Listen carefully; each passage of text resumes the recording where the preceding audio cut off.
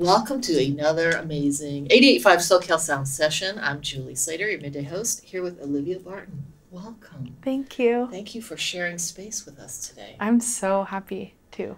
So you are originally from Florida. Yeah.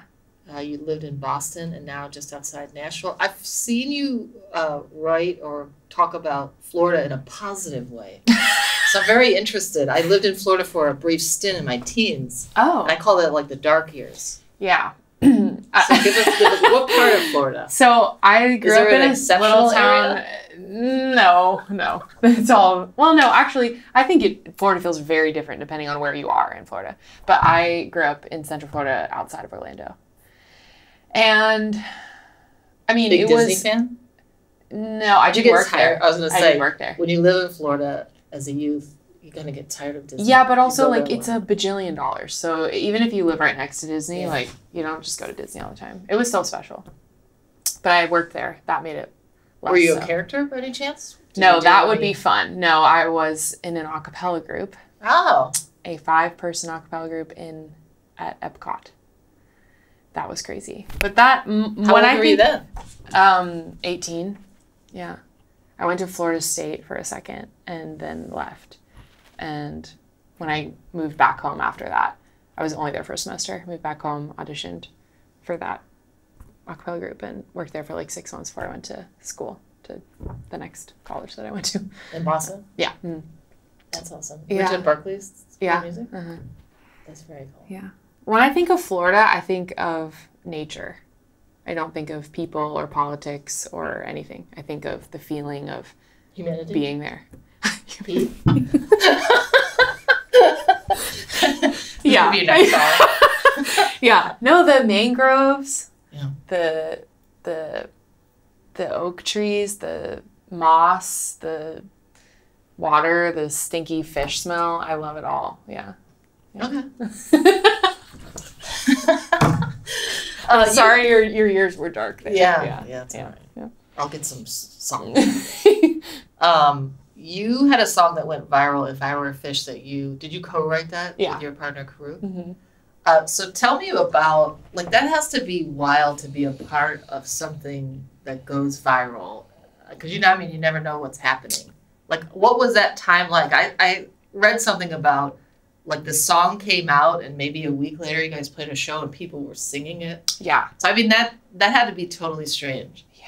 The first time I went on tour right when the song came out. Corinne went on tour right after that. So I was actually the first one to sing it live by myself. You're like, haha. I know, it was kind of fun. And it was completely wild. Yeah, it was completely wild. I mean, I'd never even played a show to that many people in the first place. Like, I was on this massive tour. I'd never done anything like that.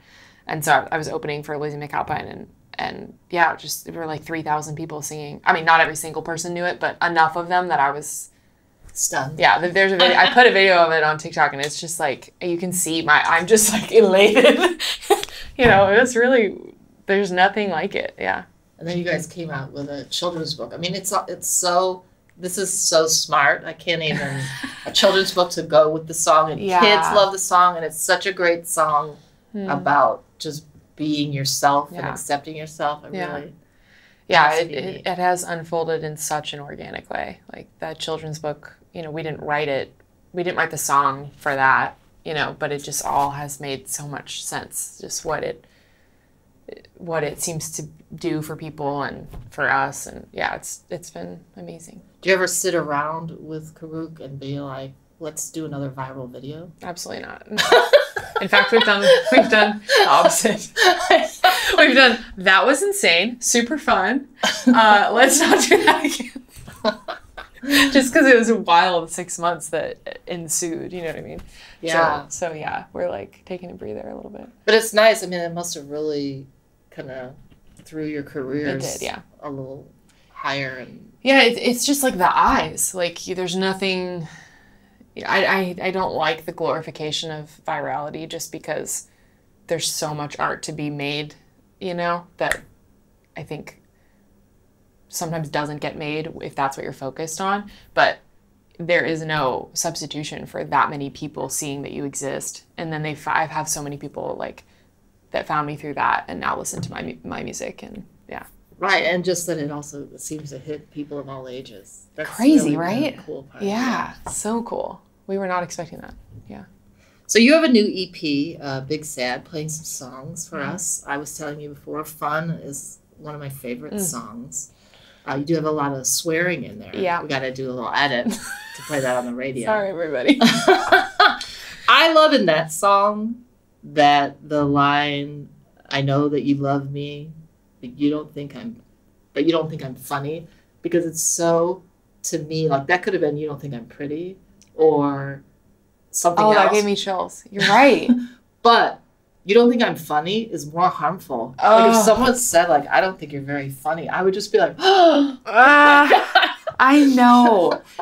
I know. It reminds me of, I listened to a podcast with Nadia Bolz-Weber. Do you know who that is? She's like a modern tattooed Lutheran priest. And totally. She's amazing. Anyway, I'm not Lutheran, but I was listening to her podcast and she talked about being in a group of people, and the like icebreaker they did was everybody go around and say the thing that would offend you the most for someone to call you, basically. Like selfish or not smart. Anything. And yeah, not funny would. I don't consider myself a funny person, obviously, because that's sort of what I'm talking about in the song. But yeah, that for some reason that one, like, it hits. And what was happening? I mean, your songs all feel kind of like diary. Yeah. Do you have like books and books of diaries that you keep from ages? Yeah, but I have more notes on my notes app than I have physical pages. I sort of do a combo, but yeah, it's a lot of just yeah. So what? When did you record Big Sad? And where did you record it? I recorded it with a friend of mine, a good friend of mine, Andrew Goldring, in Nashville, over the course of a handful of months. So after the Lizzie McAlpine tour and all the Fish song stuff, sort of like end of summer. What? Actually, I have no idea. Yeah, it was. Were you there? It was this past year. Was I there? I don't know. It was this past year. Yeah. Like over like 4 or 5 months, but we did like a week at a time, But I think it was over the summer. I would have to really think hard about that, actually. Yeah. So did you record it in pieces? Yeah. We started with Sonic. Maybe that was even longer ago than that. We started with one. Was great. Had to wait a little bit. I went on a tour or something, and then we did another one, and we sort of went one song at a time. What's your favorite song on that EP? Fun. So we agree. Thank you. Yeah. That's got to be. I mean, it just seems like I just love even the lyrics and the vocal line. It's just really, it's nice. Thank you. So tell us about you're performing Big Sad today. So tell me a little bit about. It's the name of the EP. So tell me about what that song means to you. Yeah, that song is a sort of a summary of choosing to look at things that are hard to look at, which, to be honest, I think is every single one of my songs. That's just like how I use the songs to do that for me. But that song is about that more explicitly. Like, I'm avoiding this big sad, and that the process of avoiding that creates all these other problems. It's like when you're watching a movie and like, yes, just tell them. Oh my God, that's exactly it. That's exactly it. And you're like, if you just told them, this would be over. You're so right. You're so right. But the movie would end, and then we wouldn't get the movie. And I swear sometimes we are just keeping the movie going. Yeah, of our own lives. It's crazy. So yeah, I mean, the second verse is just an actual example of that, like me getting in a fight with my partner and slamming the door in their face and being like feeling all high and mighty, and then being like, I'm only fighting with them because I won't just tell them the truth of how I really feel. And that just shows up in so many areas of my life. So that was an important one for me to write. Yeah. And how is it being with someone who's also a musician and you both tour, and who watches the dog? Right? Who watches the dog? That's the big question. Someone different every time. It makes no sense for us to have a dog. We say she's the best mistake we've ever made because we love her. But yeah, we've been. It's hard to travel this much. The last year was a lot of travel, so sometimes it feels like we're in a long distance relationship, even though we live together. So that's kind of strange. Have you done shows together? Mm-hmm. We did after If I Were a Fish came out. We did a couple of shows together, and that was really fun. I think the bigger feeling though is like deep support and understanding of like what is hard about this industry, what is hard about the job, what's exciting about the job. When we have something we want to share with each other, like there's just a level of like I get that because I know it, you know. Can you guys, I mean, you might not be in that position now, but like, can you plan your tours, or do they just kind of happen? Yeah, so you don't know? That's a good point. I sort of had a panic moment with Corinne's manager once, where I was like, is this the way the rest of our lives are going to look like? Like, I go on tour, I come home, they leave. I come home, or they come home, I leave, you know? And they were like, no, like, the goal is to be able to plan that. So, not yet. Yeah. Like, a little, but not quite. I mean, we're still doing a lot of support tours. I think we're both starting to do more headline stuff, but, you know, when we get offered something that we really want to do, we just got to do it. So. And you're working on a new album now? Yeah. What's happening with that? So excited. Are you recording that in Nashville? Yes. No.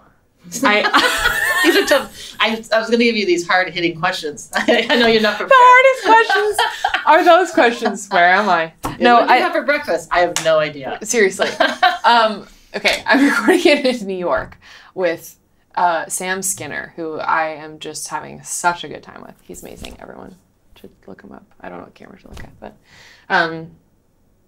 yeah, we're doing it one piece at a time. Yeah. We tried a couple of songs to see if it was gonna work in December.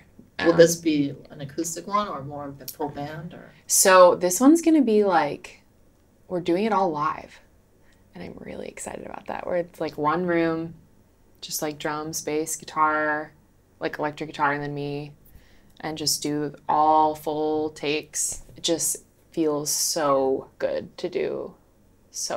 I've wanted to do it for so long, and I never had the funds or the resources in a lot of ways to like make that happen, and so I'm just so excited.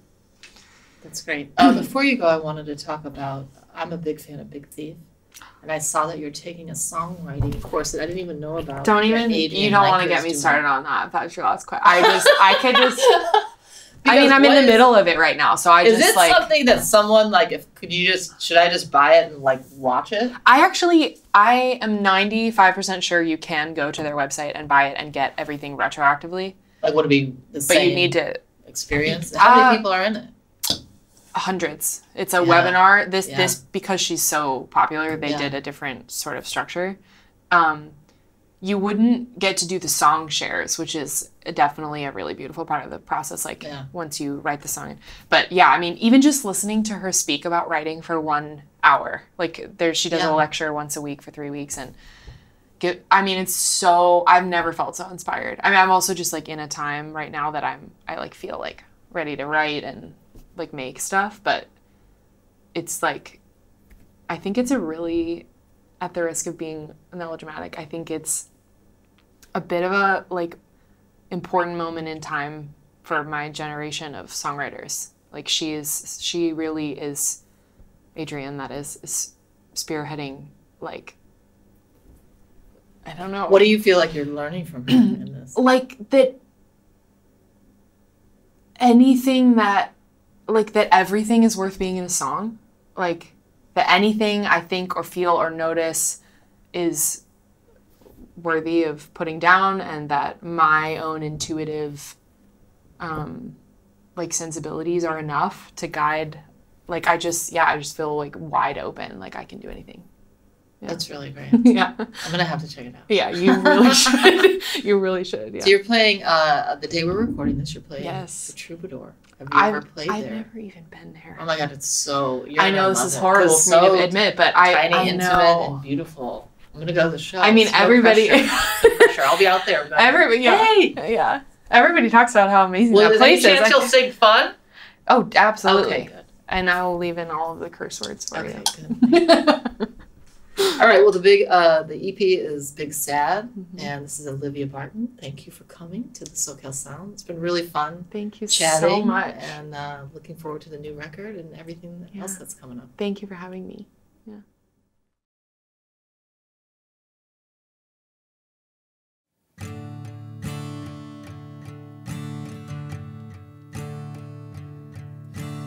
Bringing a pillow and a blanket to the drive-thru with you. Road trip to the Sonic. We work so hard. God, look at us go. We float. We love a celebration. What if we do the right thing? What if we do the right thing?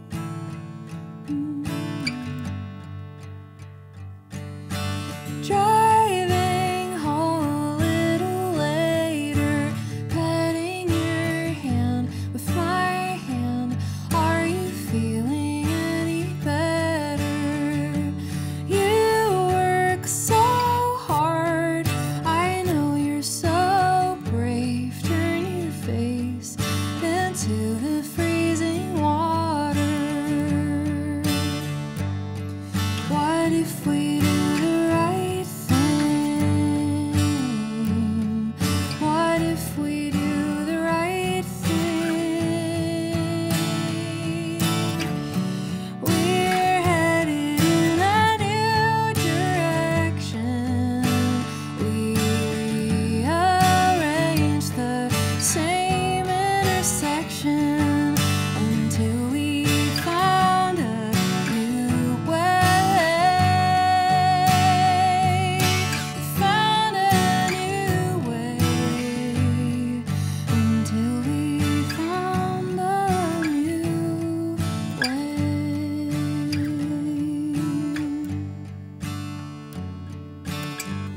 So what do you think? What if we do the right thing? What do you think? What if we do the right thing?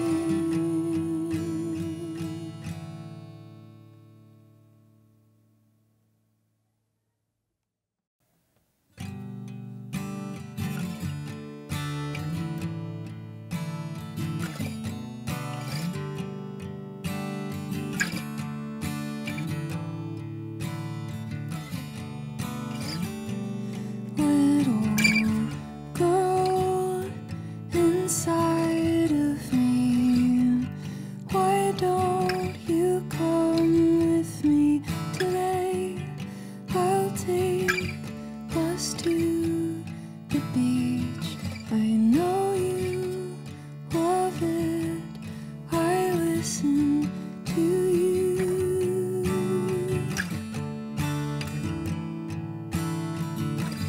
To you.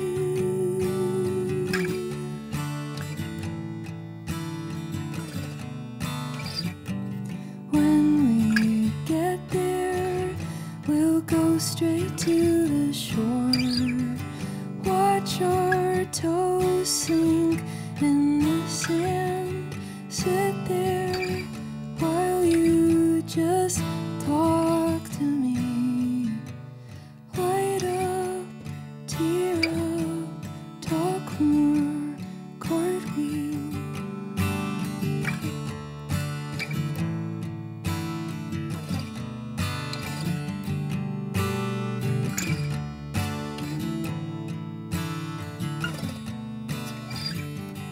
Little girl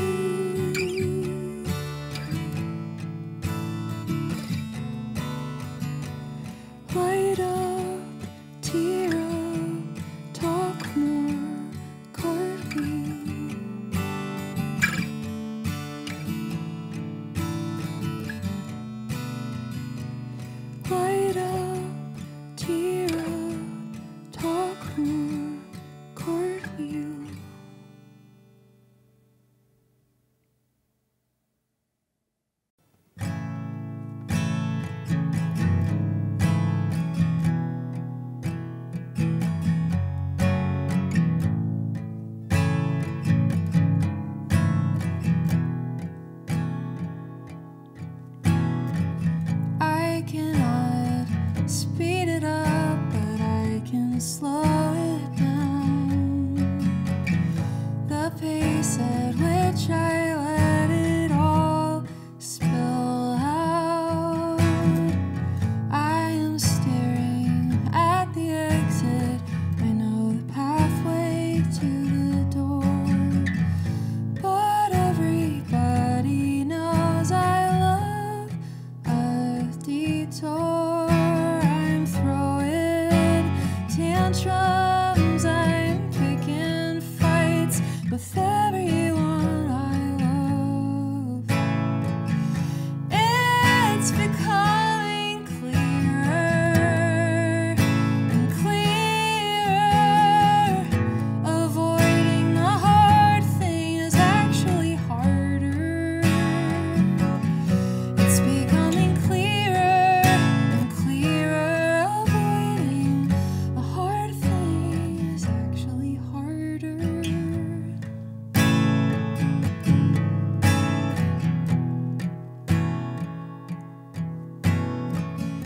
I liked it when I slammed the car door in your face. I stood up our best friends and left you there to explain.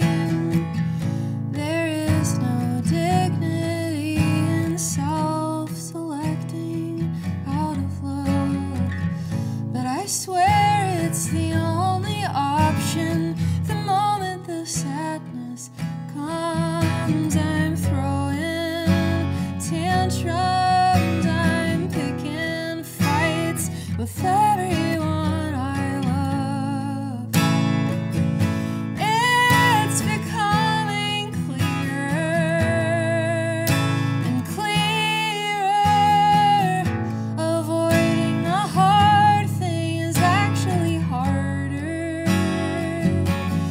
It's becoming clearer and clearer. Avoiding the hard thing is actually harder.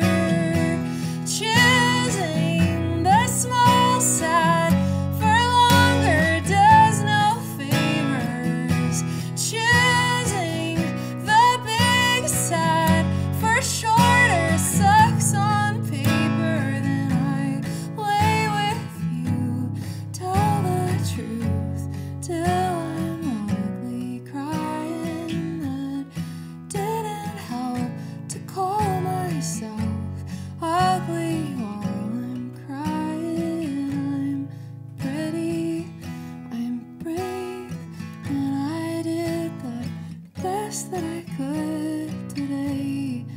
It's becoming clearer and clearer.